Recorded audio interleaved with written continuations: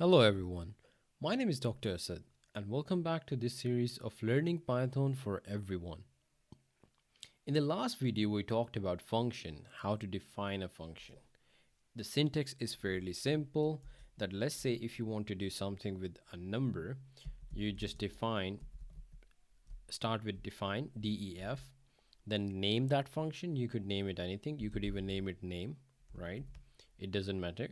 Then you make two brackets, and inside brackets what we call is parameters.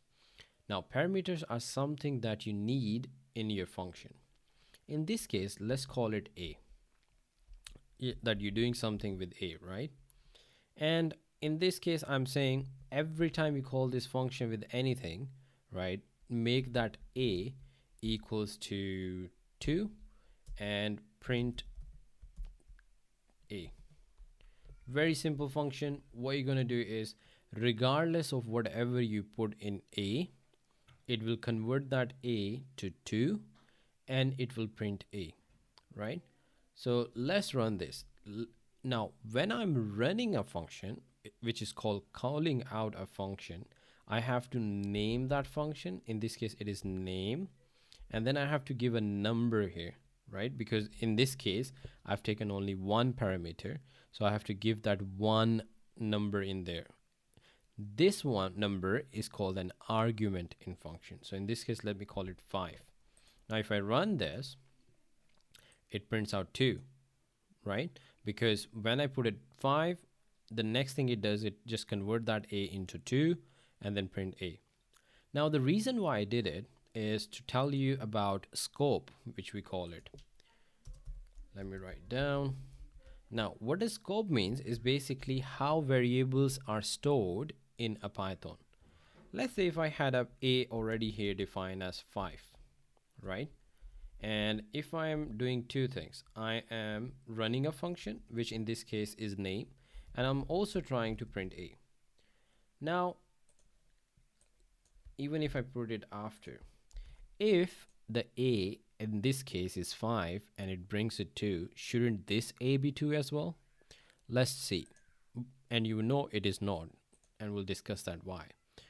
So in this case the first one is 2, straightforward. The other one, however, is still 5. This is basically what we call local variable, right? Or global variable. Local or global variable. Now in this case it is defined outside the function, right? So when you call it print a without calling any function, it just ignore everything related to function and it just print out this a which is outside the function. But when you do exactly the same here, a equals to 5, right, and make that equals to 5 here, this is the function itself. So it goes back to the function and make that a equals to 5 and then make a equals to 2 and then print 2. So whenever you're writing your function or a project in Python, be very careful that where did you define that particular variable. If that variable is defined outside the function and you're running it outside the function, it will always refer to that particular variable and it won't do anything with this a even though it is named same. But if you run a function and then try to run it, it will rewrite that particular value of a and print it for you. Now go on, pause the video and try to do it yourself. Well done to those who managed to do it. For those who couldn't, place a comment below and then we'll discuss it. So this is when the variable is outside, right? And if you have a variable inside, it will manage to do it. Let's say if I don't have this particular variable here at all. Now let me try to run this code. You will notice that it gives me certain error. Now for a function name, a is not defined in line 17. Which is line 17? Here.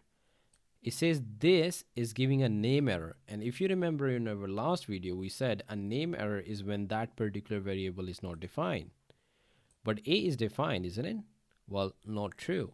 A is defined, but it is defined in a function. So it is a part of a function. It is not outside the function. That's why when I run without calling the function A, it tries to find variable A anywhere outside the function. It tries to find it here, it tries to find here, it tries to find here, but not inside the function. That's why this gives you a name error, but this line, which is name of a function, this one runs perfectly fine and gives you an output of 2. Go on, pause the video and try this one now, defining a variable inside a function. Well done to those who managed to do it. Who couldn't do it, place a comment below and we'll try to debug it together. Till then, take care, keep practicing, and goodbye.